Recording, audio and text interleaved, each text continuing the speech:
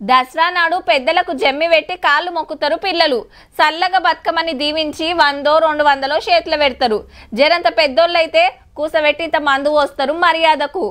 అట్లనే హోలీ పండుగ నాడు పెద్ద మనుషులకు బొట్లు పెట్టి శిల్కలు కుడుకలు దండలేస్తే వచ్చిన వాళ్ళని ఖుషి చేస్తట్టు మంచి దావతిస్తారు. ఇక రేకల పండుగకు అక్క చెల్లెలు రేక కడితే కాళ్ళు మొక్కి కట్నం పెట్టుడు మామూలేనాయే. రాజకీయంలో కూడా గిట్లనే ఒకటి జరిగిందబ్బా. అటు ఎంపీ అనిల్ కుమార్ యాదవ్ అన్న, ఇటు జగ్గన్న.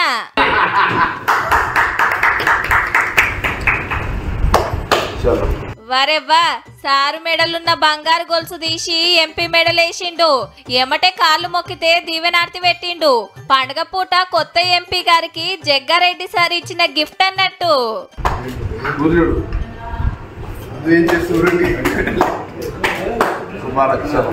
పాత ఎంపీ అంజన్ కుమార్ యాదవ్ సార్ కొడుకే అనిల్ అన్న మొన్ననే కాంగ్రెస్ కెళ్లి రాజ్యసభకు పంపిండ్రు.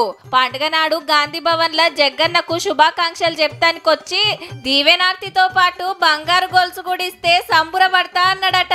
ఏమటే జగ్గారెడ్డి సార్ తీసిచ్చిండు.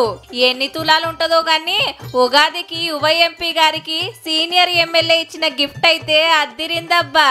కానీ ఇది చూసినాక దీవెనార్తి కోసం వచ్చేటోళ్ళంతా మాకు కూడా బంగారు గొలుసులు కావాలని అడుగుతారేమో. జర చూసుకోవే జగ్గన్న.